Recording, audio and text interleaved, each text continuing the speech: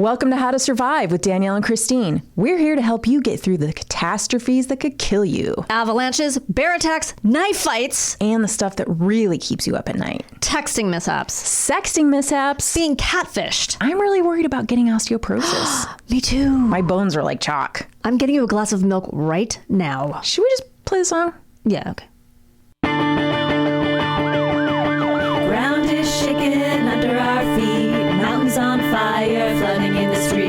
Can't breathe the air, can't fight the feeling. Goblin down, Xanax ain't the way to be dealing. Gotta do better than just getting high. We gotta stick together if we're gonna survive. Ooh, how to survive. Ooh, how to survive.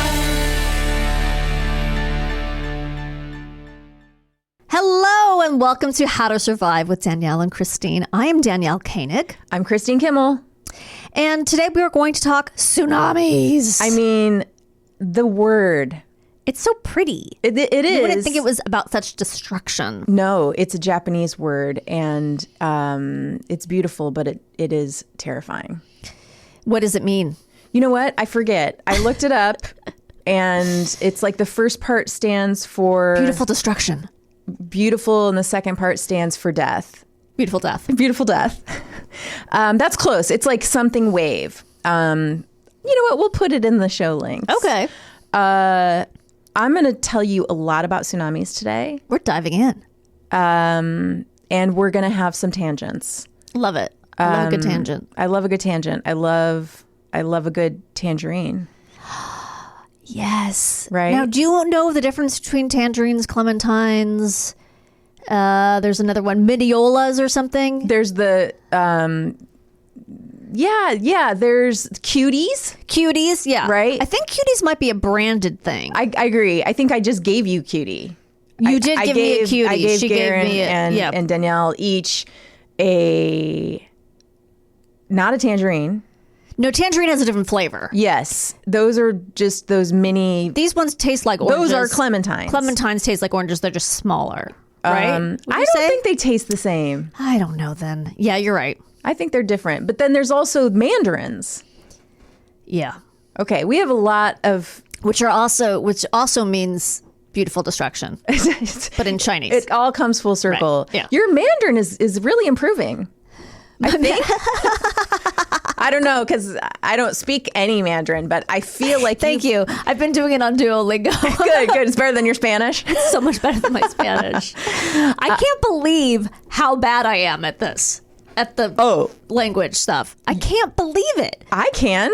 Thanks. Oh, no, I'm basing it on my own lack of knowledge of German, which I even took a full-on intensive class. Through like in person? Through a language institute. No, it was still on Zoom because of the pandemic. Okay. But it was when we were like, maybe we're going to move to Germany because who knows what's going to happen here. Oh, I'm so glad you didn't move to Germany. God, I know. I wouldn't like that at all. That would be so far. It'd be really hard to do this podcast with the time difference. I know. And I would say easily one of the worst in the class. Like, really? We would have to get into these mini groups and have conversations. Oh, no. And I would literally constantly going like, they'd be speaking to me in German and I'd be like, I don't know what I'm supposed to say next. What is the assignment? Like, I was so inept. Really? I just do not have, it's such a blind spot language for me. Well, all the other languages you mastered. Oh yeah, I'm fluent in so many other languages. Right. Just German, is the one that's tough for me. Which is weird because you live with someone who speaks. You could just do what my dad does and go to a country and then speak in that country's accent and think that's going to get you through. And loudly, literally what he did. He went to Italy and was like, "I need the taxi cab." That's hilarious. Yeah, they love that. By the way, they love that. They think that's hysterical. They think it's so great. Well, I'm sorry that you can't speak a language that you're trying to speak. It's still fun, and it's still like I have a little sense of accomplishment that's nice. when I can get something. But it's just obviously I need to dedicate more time to it. I mean, 5 minutes a day really isn't. It's not going to get you that. I mean, you might count to 10, learn some colors and fruits. Yeah. That's about as far I was as going to say disfruta, but that means to enjoy. It does not mean fruits. Yeah, yeah. Unless you want to disfruta some fruits. I mean, my French, and I took French in I think high school and college. Same. And I still will like think I'm telling somebody my name and I'm really just yelling like the pen. I just can't even do anything. It's funny because as unaccomplished as I am in French, sometimes when I'm doing the Spanish, the French comes to me. Well, they're both what, Latin-based languages? Yeah, so they have similarities. Yeah, but it's just like the French will come out. I'm like, I don't even think so maybe if I start learning German, the Spanish will come out and then I'll become a better. No, there's no similarity. No, I just meant because when I'm doing one language, another language comes out. But the root base is completely different. But I'd say go for it. Would you say German is a Germanic language? I would. Okay. I would. Let's go for that. I don't know many things, but you know about tsunamis. Because you did some research. I did quite a bit of research. Would you say you're up to your neck? I'm being swept away. Yep. And some concrete debris is about to smash into my head. Are you flooded with information? I could do this all day. Please. But not in Spanish. No. I love that. You know that. You love what? What you're doing. I'm getting a knot out of my hair, so I didn't know if that's the part you loved or... It's kind of fun to just watch you play with your hair. It really is. Like, I feel like I'm with like mental patient? 7th grade Danielle. I watched the Brittany Murphy documentary. Oh, I saw that in my, I was going to say my feed. I saw that in my TV feed. And I was like, I'm probably going to have to watch that because the only thing I remember about her death is that it was suspicious and that it was blamed on like mold in her house. And I'm like, that seems... Yeah, that's addressed. Unlikely. Yeah. It's sort of a glorified Hollywood true story. Like an E True Hollywood. Did you write any of those ever? Do I what now? Did you ever write any of those? No, you did, right? I think I did one... I mean, it's so vague to me now because it was when my babies were like 11 weeks old. Oh my God. I think I got hired to write an Amanda Bynes one from home. And like that's like the cream of the crop of right? Because she went really wacky. And I think I sent them a script. And they literally didn't ever even say thanks or good job or terrible job or you did this wrong or you right. And I think that maybe they were mad because I didn't make it salacious enough, probably because I'd just given birth to children that had been in the NICU for half of that time. Right. I was like, you know how when you're just recovering, your body's recovering, and I was crying a lot. I was in my own Amanda Bynes state. Exactly. You were getting your lip pierced. I would emotionally. If I could have gotten out of the house, I would have probably went and got my lip pierced. But I think I was probably like, poor Amanda Bynes. I know, Somebody needs to give her a hug. Seriously. I feel bad for her and I hope she's okay. Like I probably wrote the worst script. So they didn't give you any notes? Maybe it was perfect, No. Chris. You know, yeah, that's the first That's time. how Hollywood works. The only time that's ever happened where it was like, no notes. Well, did they pay you? They did. So they received it. Yeah, I did get a check, but it was like silence. That's so weird. And, you know, I emailed them and I was like, thanks for the opportunity or something, you know, I don't know. And then it was just like silence. So I like to think that they hated me because I made it too nice, because I think I felt like I don't really want to do this kind of work because I feel bad. But I really also want money. Yeah. That's when you renamed your twins Amanda and Bynes, Yeah, right? that's why they're Amanda and Bynes. And little Bynes is doing great. Oh, I'm so glad. Little Bynes. Little Bynes. Tsunamis don't make me feel sad as much as they make me feel terrified. Of course. And so this was fun to research. Okay. Because it was stimulating. Oh, okay. I'm very afraid of tsunamis. Yeah. This is one of those that I actually am quite terrified of. I think what started it was the 2004 Indian Ocean tsunami. Remember that one? It killed like 240,000 people. I remember images of, if I'm correct, like people sort of hiding in trees. Yes. So my husband actually asked me, he was like, did you watch footage of that to do research for this? And I was like, oh, no. I can't. I cannot watch footage of that. It's too upsetting to you. Yeah. And even like, remember the movie that came out with Ewan McGregor and some French actress, and it took place where they were vacationing during the tsunami, and the whole movie's about them kind of trying to survive the tsunami and find their children. Yes. I remember, like, I don't know, I don't want to brag, but I'm probably like one of his biggest fans. Maybe top 10. Is that a brag? I don't know, maybe. Okay. But maybe you haven't not. seen Halston. Correct. So maybe I'm not. What do you like, Alfie? Like, what is he? Well, Star Wars?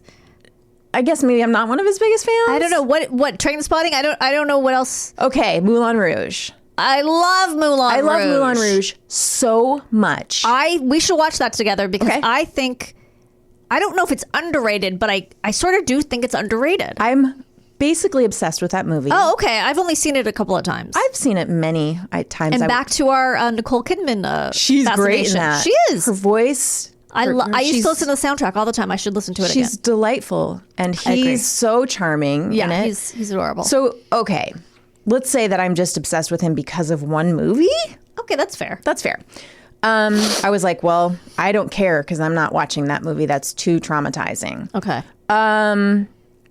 Anyway, I've established my fear of tsunamis. I'm going to talk to you now about tsunamis a little bit for people who maybe don't know about tsunamis or don't know that they should be afraid of them. Let's make people afraid. Let's make people afraid. That's our new catchphrase. Let's make people afraid. I love that. Just so you know that I do my research from real websites. I went to Popular Science and UNESCO, the Seattle Times, the LA Times. Look at you. I'm doing like God's work over here. Okay. Okay. No life.life.life here. Not this time. Okay. Not lifetime.lifetime.life. Life, yeah. .life co or something. Remember Yeah. that? .life. Okay. So first of all, I'm going to let you know that around 80% of tsunamis begin along the Pacific Ocean's seismically active Ring of Fire. Oh, that's a Johnny Cash song. I know. That's what it's about. I think that whole song think so, is too. actually about tsunamis. Yeah. People don't know that. They didn't know he was an environmentalist. Yeah. There's a lot of things you don't know about Johnny. I don't know why that would make him an environmentalist, by the way. Well, Because he's singing about the environment makes literally no sense. It's a stretch, but we'll go with it. The man in green. Doesn't sound quite as cool. No. So I didn't know what the Ring of Fire was, and so I looked it up, and I'm going to tell you, the Ring of Fire, also referred to as the Circum-Pacific Belt, is a path along the Pacific Ocean characterized by active volcanoes and frequent earthquakes. The majority of Earth's volcanoes and earthquakes take place along the Ring of Fire. In the United States, because that's where we are, Yeah. Hawaii, Alaska, and the West Coast, that's us, have the highest tsunami risk. So we're part of the Ring of Fire. We are. Okay. But these mega waves can strike in any ocean and travel across the sea to cause mayhem. I love that word. Yeah, it's a good word. Mayhem. Far from their source about twice per decade. Most tsunamis are triggered when earthquakes near the seafloor displace a large amount of water. The water gets pushed out as a series of waves that move outward in all directions.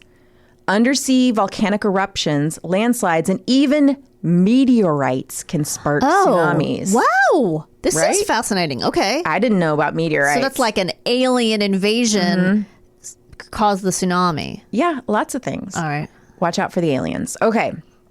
Out on the sea, these waves can be hundreds of miles long, but no taller than a few feet, and travel at the speed of a jet plane, up to 500 miles per hour. Jesus. This is making me really scared. Yeah. When the waves approach land, they will slow to about 20 or 30 miles an hour and begin to grow in height. Oh my God. I just got like viscerally. Okay. The tsunami could resemble a wall of water or more likely a rapidly rising flood. It's not going to look like big curling waves like you see at the beach, Garrison Laney says. It's really a very turbulent flow that is rising and flowing onto land pretty quickly. Before this happens, though, there may be a few warning signs. And this is like stuff that's really important to listen to because a lot of people, I read this and I was just like, a lot of people during the Indian Ocean one didn't survive because what happens is when a tsunami, there's an earthquake, a lot of people might not hear it or they hear a distant rumbling. Well, it sounds like the earthquake is in the ocean. It can be, right. Okay. It can be deep out into the ocean. Then the water recedes so far out into the ocean that you see all this exposed beach. So all these people saw all this exposed beach and they were like, whoa, that's interesting. And they walked out. Oh my God. And I read the story of this man who knew a little bit about tsunamis. I can't remember why. It might have been that he'd been living in New Zealand and people in New Zealand are more aware of tsunamis because the risk is pretty high there. And he turned to his wife and he said, run. Oh my God, it's like a horror movie. And they just started booking it. And so they made it to higher ground, but all those other people were like, this is curious, because they didn't realize that was what was going to happen. The proverbial calm before the storm. Yes. So, okay. The warning signs. First, you'll need to survive the earthquake if there was one. Right.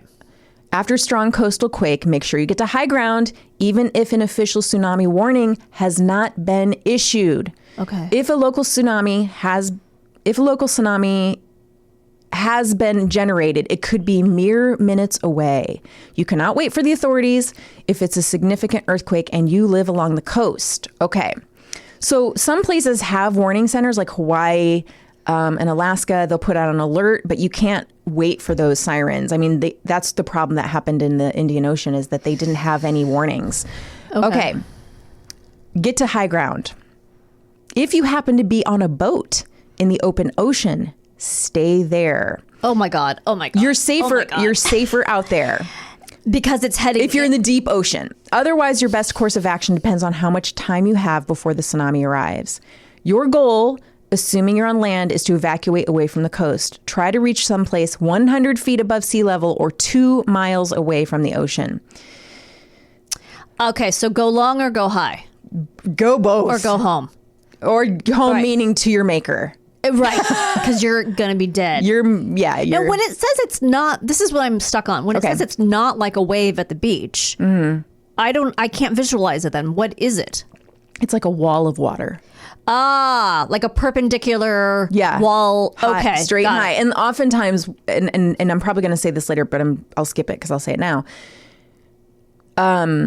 The first one isn't the worst one. Okay. So, because that one hasn't picked up all the debris yet.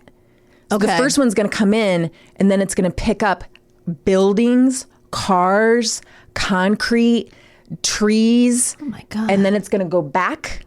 It's like, it's coming in and it's like, pulling all that. And then it's going to recede and then it's going to come back and it's going to have all that stuff in it. Oh my God. So this is horrifying. It's like a vacuum spitting out all the crap it just sucked up. Yes, it's the worst Dyson. I was at home one weekend. Do you remember that commercial? Yes. I get it in my head all the time. That's so like that funny. Guy's voice is just stuck in my head. He's haunting you. He is haunting me. He's your like tsunami. A wave of, he's a wave of Britishness in my face. I was at home one weekend. It could be worse. Yeah, I like his voice. It's if things soothing. are haunting you. Right. Our TV keeps turning on by itself, by the way. So maybe something is haunting us. That's possible. Yeah. But, it just wants to watch MSNBC, so it doesn't really... Is that what comes on? Well, it really comes on, whatever you left it on. Okay. So, but I prefer it's like that Murder, She Wrote or MSNBC. Well, maybe it's just keeping you real. It's like, don't forget you're liberal. Going on. Yeah. And it's a liberal ghost. It's like a mainstream liberal ghost. It's not watching, the BBC News or something or PBS. Yeah. It's watching MSNBC. It likes commercial liberalism. Yes. Yeah. Palatable liberalism. Yeah. It's not like extreme far left. I don't even know, is there a channel for extreme far left? Well, there's YouTube channels for it. Oh, yeah, that's true. So far left, you're right. Exactly. 100%. Okay, so if you're lucky, the tsunami will have been caused by an earthquake far away and won't arrive for several hours. Take a disaster kit if you have one on hand and bring your pets with you. If you aren't sure where to go, there may be evacuation signs you can follow. And usually, like if you go to Santa Monica, you'll see if you pay attention, you'll see when you're in a tsunami zone, and you'll see usually like these kind of signs. Pay attention to any instructions from emergency personnel, since they may recommend a different evacuation route than you were planning to take. Okay, if you aren't certain how far to evacuate, keep going. Okay. Yeah, really. You can't err on the side of... No. You have to err on the side of caution. Just keep going. Go to Utah. Just right, exactly. You're not going to get far enough. Like if you're like, this seems good. Like, right. Just Unless keep it's going. a movie and there's another tsunami on the other side surrounding you. Oh yeah, that's a rock movie. Yeah. And then just get on the rock's shoulders. You're obsessed with the Rock, I think. You know what? You have a crush on the Rock. I might have a tiny crush on the Rock. You 100% do. Okay. Plan to evacuate on foot. If everyone jumps in their car in the same time, it'll just be traffic and no one will get out. Okay. So, I mean, think about Santa Monica on any day you're in traffic leaving the beach. Has there ever been I'm being serious. Has there ever been a tsunami near us? Like Santa Monica? You keep saying Santa Monica. Has there been? You know, that's a good question. And maybe Garen could look that up for us real quick, because I didn't come across any recent, not in our, I don't think in our lifetimes. Right.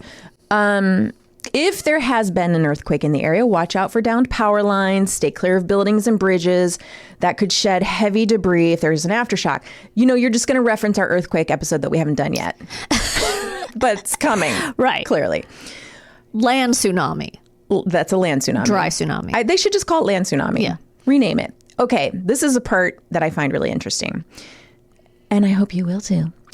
You can also buy survival pods intended to protect you from a tsunami, although they are pricey and have yet to prove their mettle.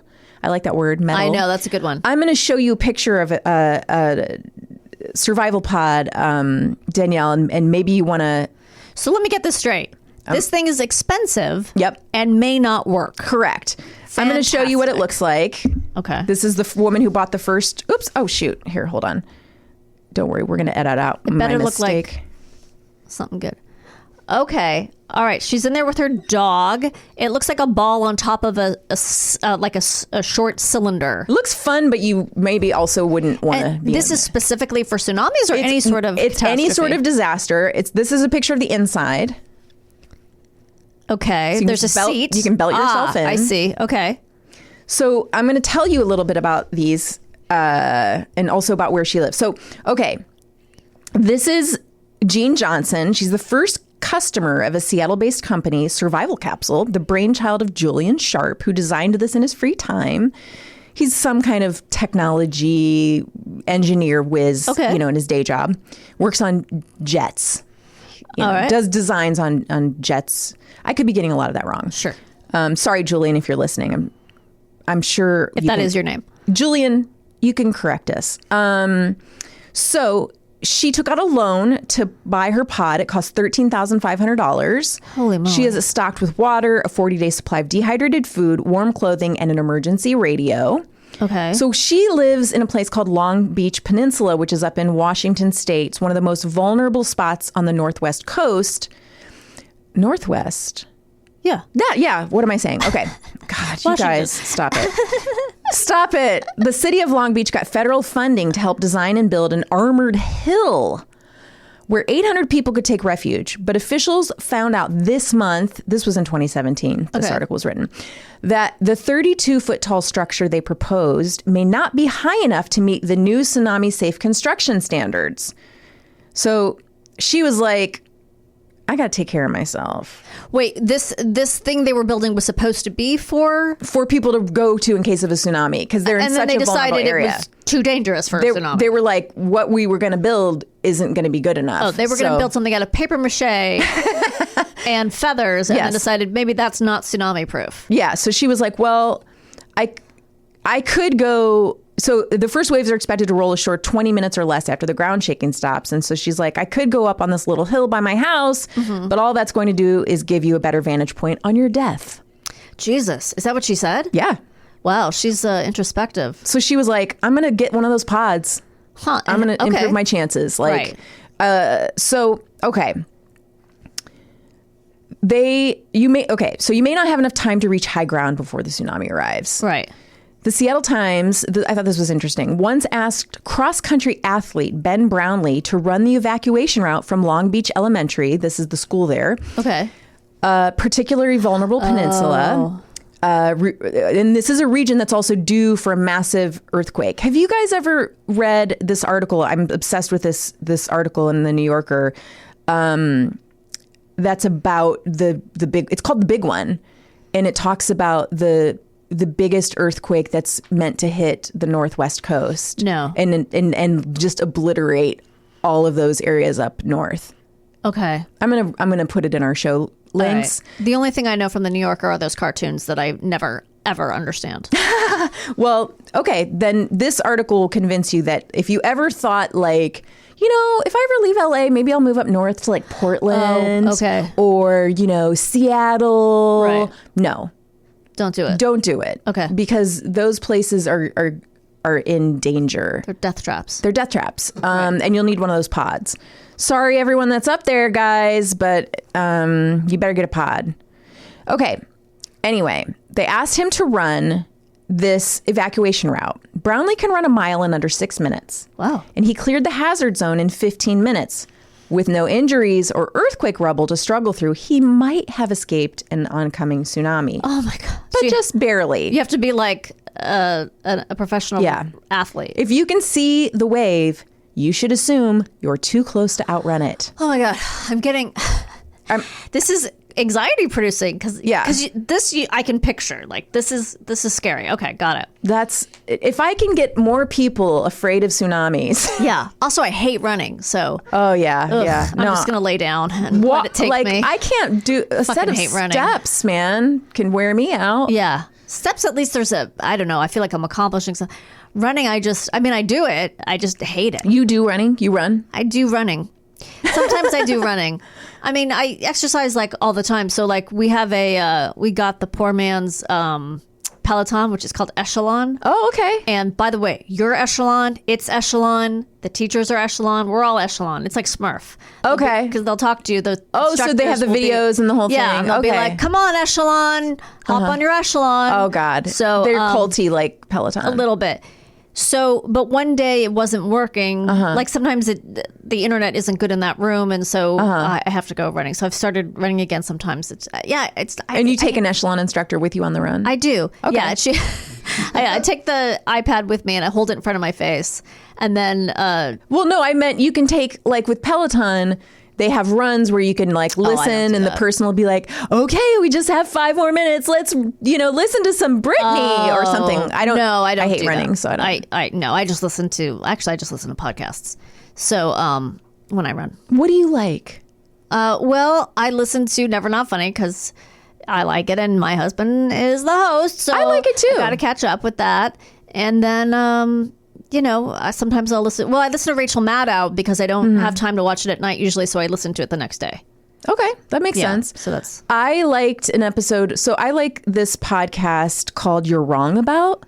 Have I told you about you did tell me about this, yes. Did you listen or not? I listened to one, yeah. And did you like it or not? I think I did like it, yeah. They just had one, an episode where they talked about the McDonald's hot coffee case. Yes. That was a really good episode. Okay, maybe I highly recommend that one because I remember thinking, like a lot of people, oh, that person just complaining about hot coffee. Right. And then you realize, like, how badly she was burned and how awful it was and how badly she was treated. Okay, that's our podcast corner. Let's get back to Dying in a Tsunami. Cozy podcasts. Cozy podcasts. Is that what you said? I did, because there's this line of books called Cozy Mysteries. Aw. Right? Garen, you have a sweater that says you know what a cozy mystery is. He's wearing a very comfy cardigan today. He is. That was a very popular section of the bookstore when I worked there. Oh, that's right, because you worked at... Yeah, because we were in a Barnes & Noble once, my son and I, and we were looking for mysteries. Yeah. And they sent us to this... And we just started cracking up. We're like, what the hell is this? It's all like old plump ladies on the cover. And food puns. Yeah. And then we discovered that there was this thing called Cozy Mysteries. It's like a subsection, right? Yeah, it's like for people who have Murder, She Wrote on VHS tape. It's like that kind of thing. I think it's ladies in hats with like lavender in the hats. 100%. So if you are in a situation where you see the tsunami coming, you're like, I can't outrun it because I see it. This is what they say to do. Get to a building with a concrete building that looks like it has a sturdy concrete, base, because you're good at assessing that. No kidding. Try to find a sturdy reinforced concrete building. Climb as high as possible, at least to the 3rd floor, and head for the roof. Yes. If there's a large hotel with several stories, that would probably be your best bet rather than any of the vacation homes. So get out of your Vrbo and your Airbnb and get to a big concrete hotel. Get into a Holiday Inn. Yeah. It would need to be a building that has a pretty substantial concrete foundation. I even said that. And even then... Chris, does it need to have a concrete foundation? Concrete! Get the concrete! There's no guarantee. After all, most buildings weren't constructed to withstand the kind of forces a tsunami will throw at them. Well, so that's what I was thinking. Like, you know how in California, buildings are meant to sway. Yes. Are built to sway in earthquakes. So you have to hope that the building is meant to sway because of the tsunami. If you're so high up, that's kind of be scary. I mean, I don't think they can build a building to withstand. Like, I actually don't know if they construct buildings with tsunamis in mind. I don't think they can accommodate both an earthquake and a tsunami. Like, they have to just do You think one. that's at cross purposes? I don't know. Well, I don't know. I think it would be some of the same protections you'd need. Like, some of the in other words, sort of rollers. The building doesn't fall apart. Yeah.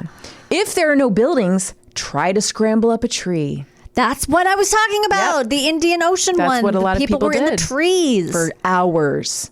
Holy shit. Okay, hang on tight when the wave hits. Okay, if everything else fails, grab a piece of floating debris. Some people have survived by climbing aboard roofs and using them as makeshift life rafts. If you're caught up in the wave, you'll face turbulent water filled with rubble. Survival at this point is a matter of luck. Oh my God. A person will be just swept up in it and carried along as debris. There's no swimming out of a tsunami. There's so much debris in the water that you'll probably just get crushed. That's from the expert. Oh my God. So if you are perched in a sturdy tree or on a building and haven't received the all clear, don't come down. Okay, you should probably stay in that tree for 3 or 4 hours. Over 1/3 of the world's population lives within 60 miles of the ocean. In 2010, 39% of the population of the United States lived in counties directly on the shoreline, and the coast is only expected to become more crowded. Right. That's why you need to be prepared if your home or office is near the sea. Know your tsunami evacuation zone. Practice an evacuation route. Okay, if you're visiting the shore, tourists are especially likely to be caught off guard. You go on vacation, you don't want to be thinking like, oh, we better memorize the tsunami route, but you should do it. You're just like, where can I get my name written in sand? Exactly. How am I going to get my hair braided? Should I get my face painted? Right. Where can we get a magnet? Right. Bring a flashlight if you're vacationing on the coast. That one thing might make a big difference if you have to do an evacuation at night. Okay. That's smart. Surfers are fucked. Don't try and surf a tsunami. It happens. It happens. Okay. Oh, you mean they get so excited by the waves that they intentionally there have been head out? incidences where surfers have heard about there's a tsunami warning and they go down because they don't know. So I read about this in the LA Times. A few years back, City Hall in Malibu distributed tsunami warning brochures across Malibu that read, "Never go to the beach to watch for or surf a tsunami wave." The guide stated in bold letters. They are not like regular waves. They're impossible to surf. They're much faster, higher, and can come on shore filled with debris. But that sounds like a welcome invitation. Like, they're not like regular waves. Yeah, they're higher, faster. They're so tough. With the bonus of debris. You gotta be a total badass. Yeah. Malibu Emergency Preparedness. This kind of makes me laugh. Malibu Emergency Preparedness Director Brad Davis said some of the tips may seem painfully obvious, but it's always better to be safe than sorry. You can't overestimate the intelligence of people out there. No kidding. Some people might still see a gigantic wave and think, this is going to be the ride of my life. And my death. Along Pacific Coast Highway, some Malibu residents were left rolling their eyes at the warning. I'm speechless, said Candace Brown, a surfer and co-owner of Zuma Jays, a landmark surf shop in Malibu. I think the last thing people will think about if they feel an earthquake is surfing. It sounds really lame to me. Oh my God. That sounds really lame to us too, but apparently people do it. People do it. Oh, and you know what we were saying? Remember when we said when there's a lesson or there's going to be an episode where you should panic? Yes. This might be the one. Right. Exactly. Don't stay calm. This is not a time to chill, dude. Yeah. Get the fuck out of there. Right. Run. Don't wait. Yeah. Panic. Panic and run. Yeah. Is that the lesson? Panic and run. Yeah. Panic and run. Yeah. Panic, exclamation point, at the beach. That's a good name for a band. Well, Panic at the Disco. I know, but I like Panic at the Beach better. Oh, okay. I was trying to do a riff on Panic at the Disco. Yeah, I know. But I understand. That's why I try to save you, calling it out.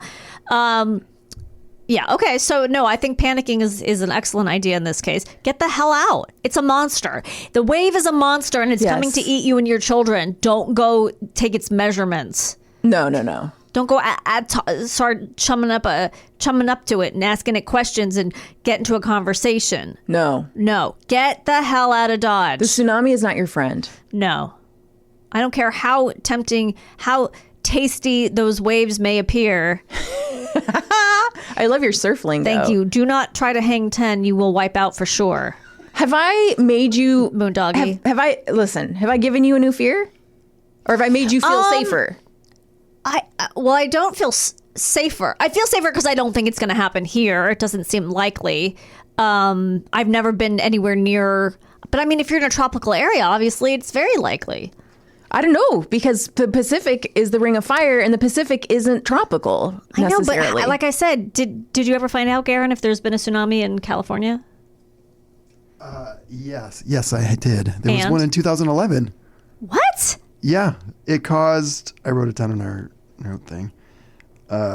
Most recent damaging tsunami occurred in 2011 when an earthquake and tsunami that devastated Japan traveled across the Pacific Ocean, causing $100 million of damage to California harbors and ports. Whoa.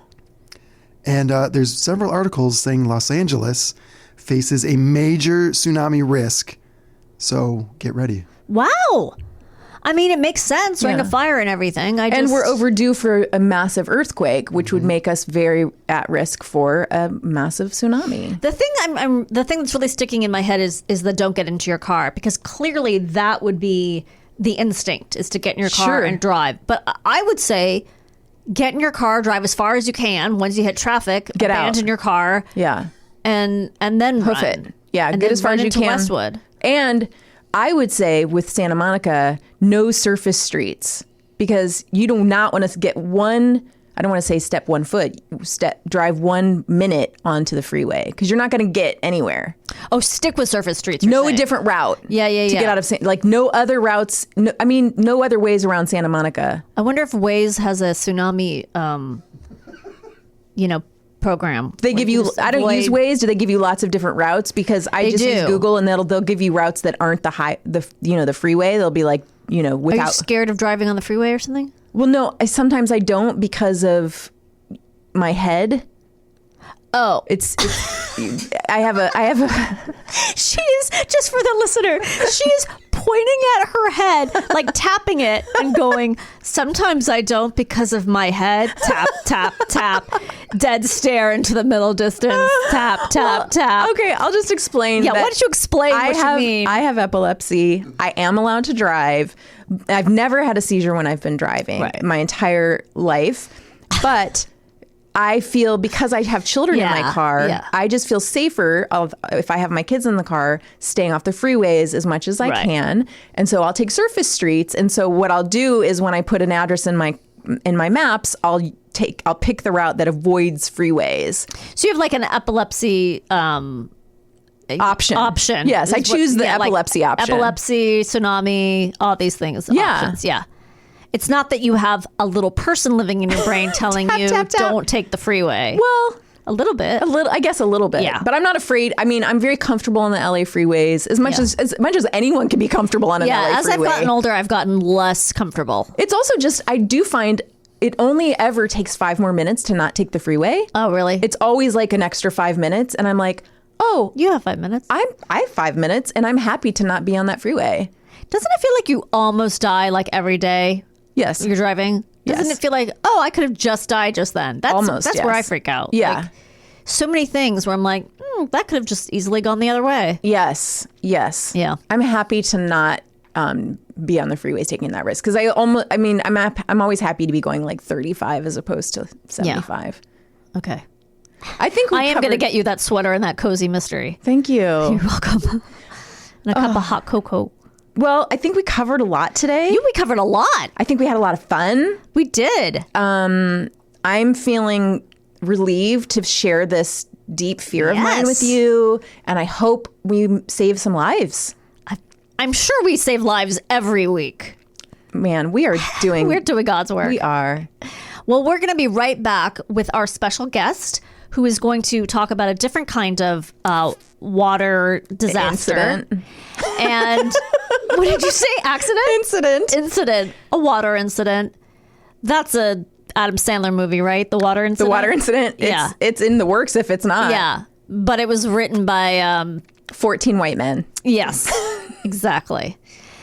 I was going to say John Irving. I don't know. It just sounded like a John Irving thing. The water John incident. Irving. Is that The World According to Garth? Yes, I've read like almost all of his books many times. The thing I can't stop thinking about in The World According to Garth, because when I drive to my house, I have to drive down this really steep hill. Yes. Is the scene in The World According to Garth where she's giving him the blowjob Yeah. and she bites his dick. Yes. Going down the steep hill.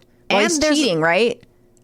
Maybe, yeah. It's like he's cheating on his wife and he's getting a blowjob and then she bites his dick. Is it? Something like that. Yeah, I think that's right.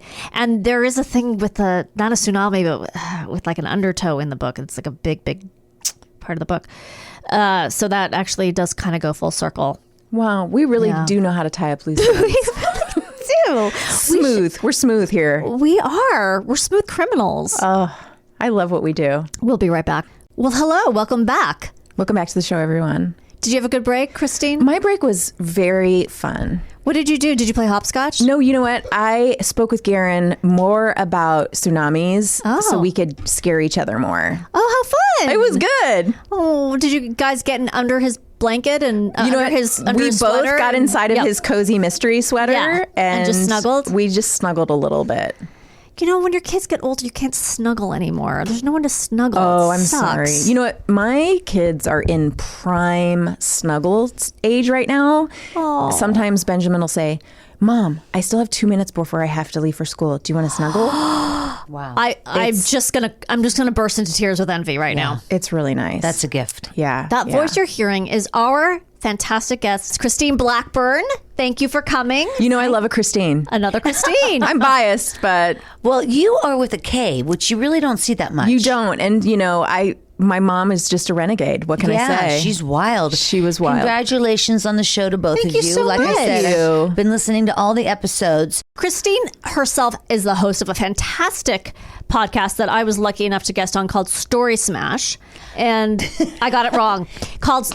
Christine is the host of a fantastic podcast called Storyworthy. Storyworthy, yeah. That I was on, and you can hear amazing people from all walks of life telling hysterical and interesting and I've been fascinating listening. tales. I'm a good. fan, Oh, thanks, and Christine. I love it. It's so good. So many different people and sharing like hilarious and intimate and vulnerable stories. And you're Yeah. such a good host. Yeah, and Jimmy was on the show, of course. Yes. And maybe once or maybe twice. I'm not sure. I mean, at least once, probably twice over the years. Did he tell the same story? Because he tends to do that. Just tells the, yes, honey, I remember, yes. I can't recall which one he told. I'm not sure. But then he's done my game show Story Smash as well. And so Jimmy and I go way back. He's one of the, he's one of the first podcasters ever. Yeah. So, and Story Smash is a live show you do. It's a game show, right? That's a game show. I also put it on the Storyworthy podcast, so you can hear it every month. Right. You know, it gets put up as well.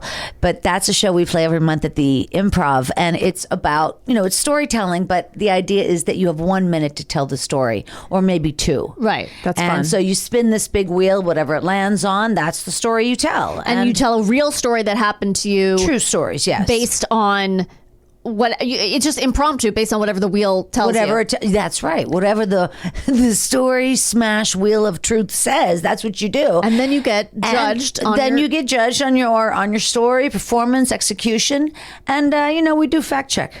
Do you really?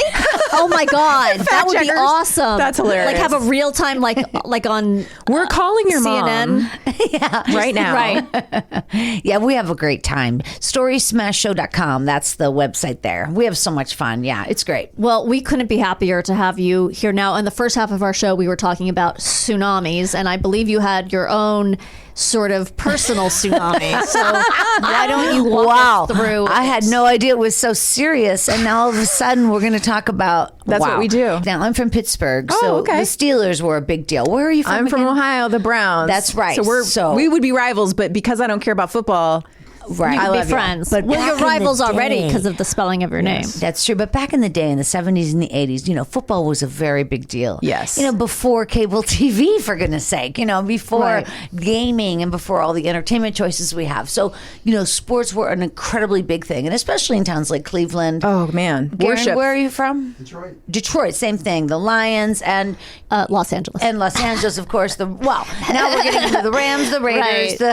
There's been like 10 teams here. Right. But at that time in the 70s, it was a big deal. And in Pittsburgh, we won 4 Super Bowls or 5 or something. And it was a thing. And I think there was the Super Bowl shuffle. Oh, yeah. Somebody called Refrigerator Perry. I remember that. All yeah. this stuff, right, was going on. So I was also, really into football, as was everybody in my family. And my brother and I went to a game, and this game was in December. And depending on when you go to the game, the weather could be very, very different. So you go to the game in September, and you might be sweating, Right, okay. and wear flip-flops and shorts and whatever. But this game was in December, and it was very cold. Yeah, it's Pittsburgh. It's Pittsburgh, right? Very cold. So, but whatever the game is, And would this be a normal thing for you that you would go no matter what the weather? yeah, definitely. And When I see people, I'm not a sports person, I admit that, but when I see people in like parkas and hats and scarves outside watching football, I'm just like, that's a nightmare for me. That's my worst nightmare. I hate being cold so much. There's nothing. I can't imagine wanting to do anything outside. Well, do you ski? No. No skiing. Okay. Camping? No. Okay. I'm not ice skating. I have ice skated. I used to take lessons as a kid. You look like you could be an ice skater because you're so sweet and little. Thank you. Twirl, Danielle, twirl. You know what? Actually, I modeled for my friend Chantal and I, and Nora, my other friend. We all modeled for an ice skating clothing company called Olga's Creations. Wow. They found us at our ballet studio, and they hired us to model the world's ugliest ice skating clothes. Wow. So there, I have. I will put this on the website. Please, there are print ads. I am dying to see this. And then my friend Chantal and I did a video. Wow. Of how to get dancers to ice skate or something ridiculous like that. And so that's my experience with. Wow, you buried the lead. I did. But when you're doing that, you're exercising, so you're getting warm. Okay. Well, I'll just say when you're talking about stuff like that, I'll just say you do prepare. Like in other words, you prepare. When you go to a football game, in Pittsburgh in December, January, February, you are wearing multiple layers. You're wearing long underwear, maybe sweatpants, and then jeans, and then you're wearing many layers of cotton until your ski jacket, which of course has a Steeler emblem on them because that's what you wear. By the way, you'll never see the same Steeler winter coat twice. What do you mean? You won't see the same coat twice. Everybody has a different jacket. Okay. Every jacket seems to be a little bit different. They want to stand out? Do you ever know? Well, no, it's just sports memorabilia. Like there's so many. You would think do you have a Steelers coat? You could have a Steelers jacket. It could be 1,200 different styles of Steelers. All of that stuff. They just make so much. Sports memorabilia. Yeah, I'm just saying. Like I would like a Steelers pea coat. Yeah, it has like wood toggles. And that is probably exists. Yeah, and then in the back, just a very classy Steelers emblem. The classy one. The classy one. Yeah. Isn't it silver and black? And no, it's no. Now you're thinking of your Raiders or that. Yeah. Or maybe, what is Steelers? No, it's black and gold. Okay. Black and gold. Even better. The point is my brother and I go to a game, and the thing is that is consistent with all football games. Is before the game starts, you drink. I don't know why you drink. Because it's so fucking cold. Yeah, I know, but it just seems a little bit weird. But in Pittsburgh, I really grew up in a culture of alcohol. Okay. And I'm not happy about that, really. Later in life, as I look back and I think about how much I've had to drink in my life, and I'm not anymore, but I'm just saying, like, it was so in the culture to have a beer, have a beer. Yeah, have a beer, sure. Iron City beer, Pump and Iron, have a beer, Iron City Light, I see Golden. So my brother and I, we scalp tickets. You can always scalp a ticket, at least at that time in Pittsburgh, and we drink beers and we drink more beers. And now it's time for the game, so we get into the game. And they had just built Heinz Field. It used to be Three Rivers Stadium. They demolished Three Rivers Stadium. Okay, my father would say, and who paid for that? They didn't even finish paying for that, and they're building a new stadium. God damn it! Why? I would imagine Heinz Ketchup paid for it. No, I'm not positive, but the point is, Heinz Field, they did a lot of things right, and then they did a lot of things wrong. Okay. One of the things they did wrong are the seats are so small, and I know they do this intentionally to fit more people. Yeah. But people in Pittsburgh are pretty big. Yeah. And my especially brother, with all those coats. Yeah, exactly. My brother, while he's not heavy, he's over 6 foot. And anyway, so when we're in these, you sit down, and all of a sudden it's remarkably small. The seats are remarkably small, so that's points off. But no worries. We had gotten more beers inside because they do have a neat little vending area now. It looks like a little indoor shopping mall almost. Everything indoor, outdoor looks like it's indoors I know. with this thing. It's just unbelievable. And how old are you, by the way, at this point? 74. Okay. No, I don't know. Old enough to drink your beer. early 20s. 35. No. Okay. This is like just 2 years ago. 35. Got it. And no. And so anyway, we're now we've got beers, and now here's the second mistake Heinz Field made. Okay. I swear to God, the cups did not fit in the cup holder No. at the What? stadium. Yeah, it had actually got written up into the newspaper and stuff about how Heinz Field ordered the wrong size cups for the cup holders that they built. That's hysterical. So now you got to hold your cup. So they're are the holders too big or too small? I bet your dad was on fire about that. Oh my God. Well, goddamn, who paid for the cup holders in the first stadium, Christine? It's not paid for. It's your fault. It's your tax dollars. And so now my brother and I are sitting there. By the way, if anybody comes in or out of the row, every fucking person has to go. Everybody up. Back up. And so anyway, we drink more beer. And the point is now it's first half, second half. The game is Ben Roethlisberger. Of course, he's been the quarterback for, 38 years. I mean, he's been the quarterback for a long time. He's raped a lot of women. Of course. But anyway, he's the quarterback, and I don't remember the game because the point is at halftime, I really had to go to the bathroom. Who wouldn't have to go to the bathroom by this point? Everyone. We've been drinking for quite a while. Yeah. And so we go out into the little area where there's food and different things, and my brother goes, I'll meet you back here. And he Fatty, I'll meet you back here. He always called me Fatty, whether I'm fat or not. My brother, that was his nickname for me. Is Fatty. he an older brother? Yeah, he's my older brother. Okay, then it's acceptable. He called me Fatty or Bucky. Bucky? Bucky, yeah, because I used to have buck teeth. Oh my God. And she has beautiful teeth. And he stutters. He still stutters. And so I'd go, baby, you ain't seen nothing yet. So that went back and forth. Yeah, we just went back and forth on I love that you're not fat. You don't have buck teeth anymore, but he still has a stutter. Oh, I hit it right to him. Yeah, always. It was constant. But anyways, he goes, okay, Fatty, I'll meet you back here. So then I go to the bathroom. He goes to the bathroom. Now I'm in the bathroom, okay? And this is where the tsunami comes in. I really have to go to the bathroom. Yeah. Like I said, obviously I have to go to the bathroom. So I get myself into the stall. I kind of unzip my ski jacket, and I pull down my pants. My boots. My boots are tucked in. My pants are tucked into my boots, and I get my pants down and I'm like, and I sit down and I just pee like a tsunami. I mean, it was just coming down, and all of a sudden my legs are warm. Warm, and my feet are warm. What is going on? And I kind of reach around my ski jacket and my sweaters, and I look down. I did not pull down my long underwear. Oh, no. I shit you not. This is so sad because you were so close to getting away with it. I just thought it was going to work out. You know what? It was really upsetting. Do you think you didn't remember because I couldn't feel my legs. It was so cold. You know what I mean? It was December. It was Pittsburgh. Yeah. Everybody's freezing. Everybody's bundled up.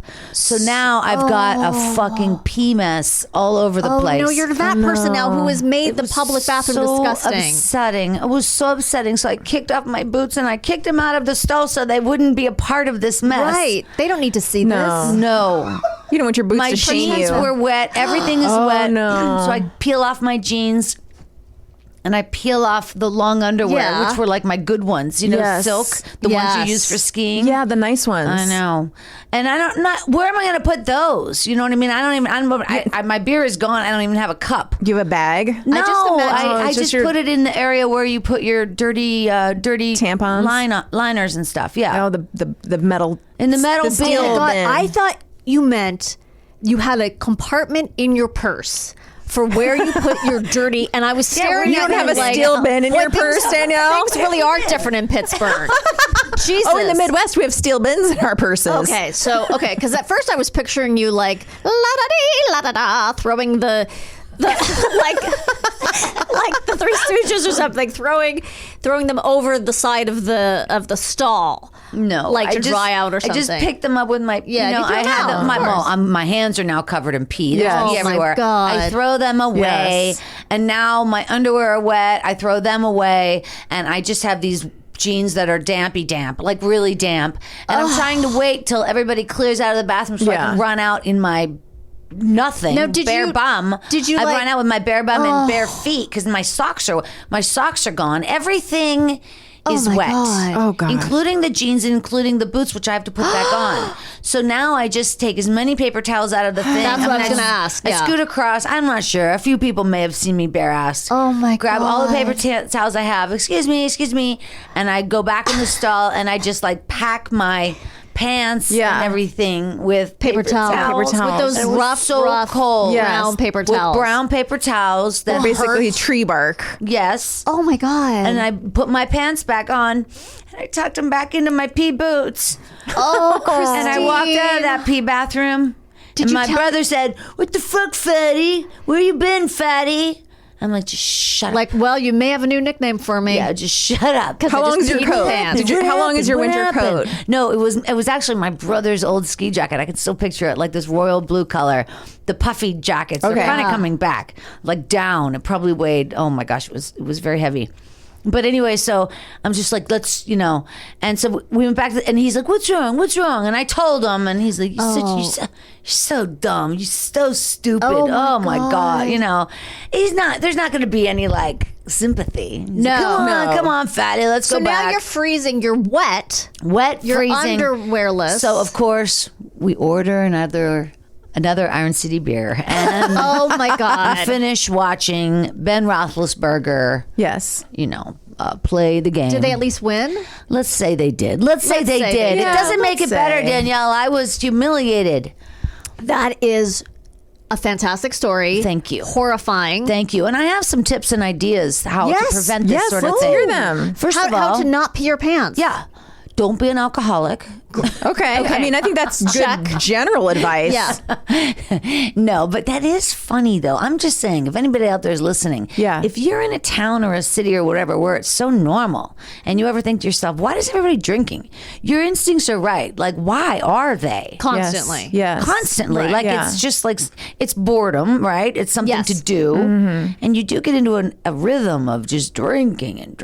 And anyway, so that would be Do number you think one. that's part of the reason why you didn't take down your pants? Were you just a little drunk? No, I was just cold. Just cold. It was Okay, just so you cold. just I didn't feel couldn't them. feel it, and I had to pee Okay. so bad. I just Right. pushed them down. Gotcha. And I didn't push down enough. That's Gotcha. all.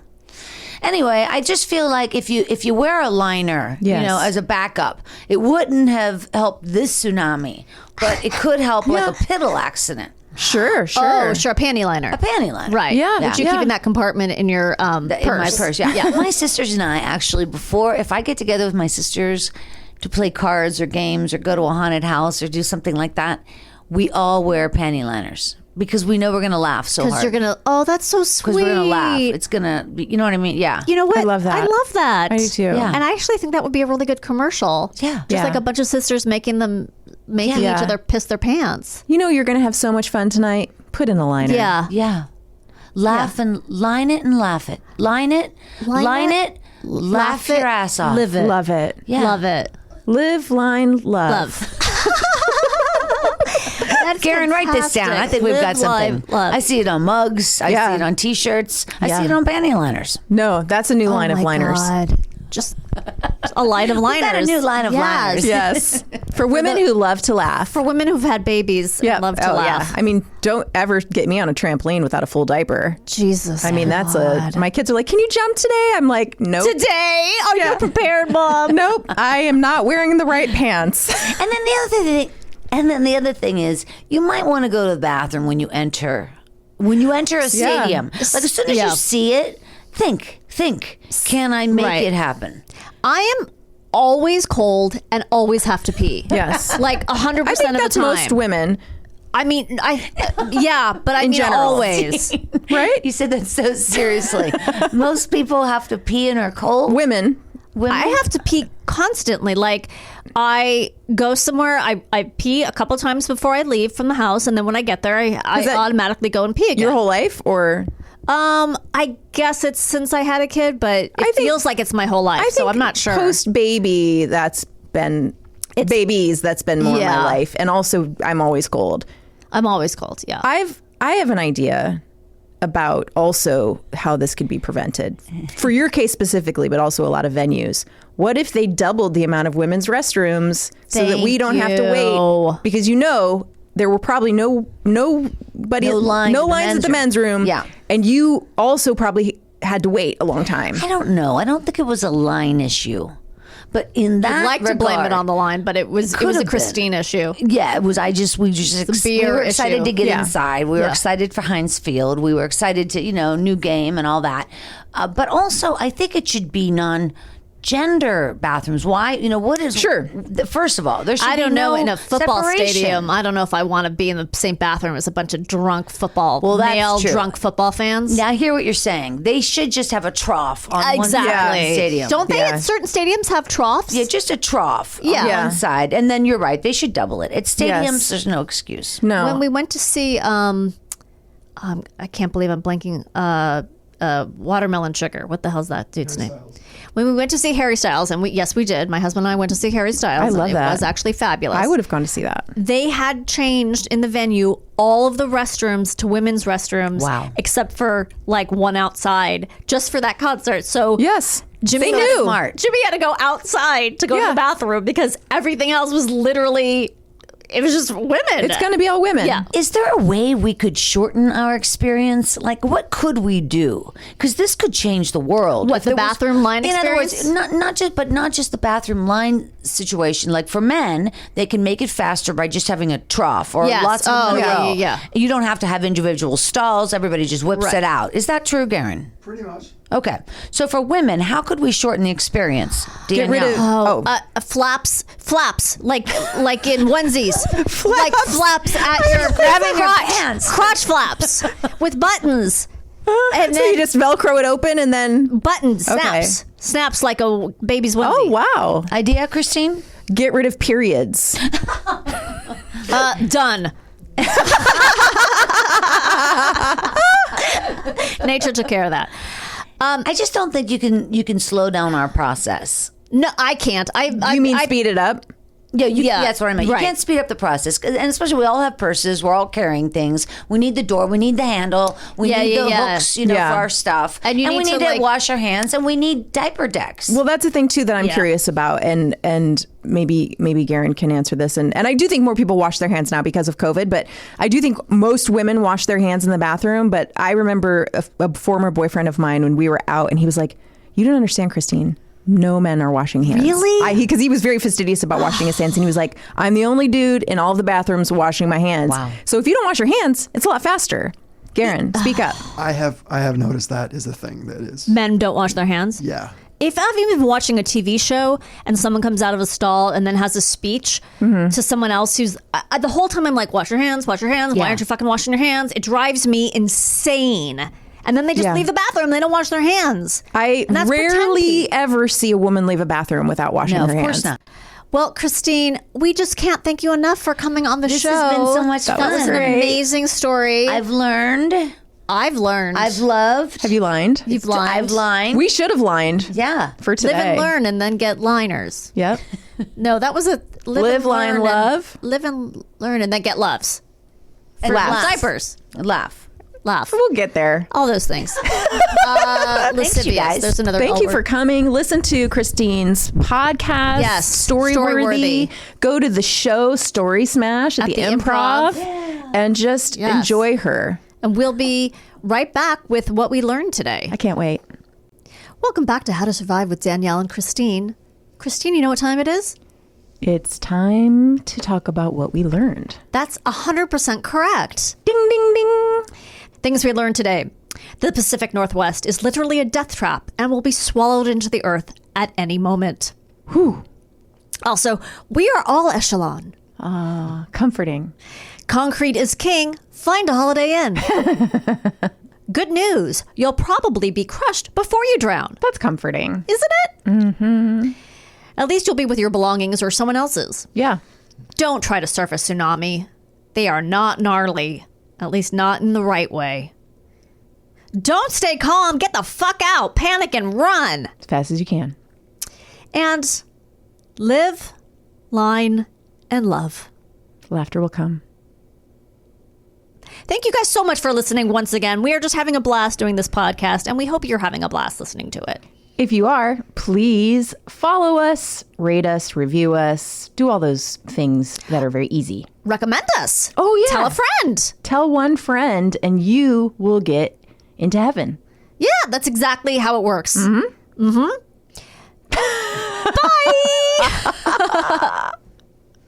Hey, everybody. We'd love to hear from you on the social media at Pod How to Survive on Twitter and Instagram. And also, you can send us an email, podcasthowtosurvive@gmail.com. We'd love to hear your survival stories or just say hello. All right. Talk to you later.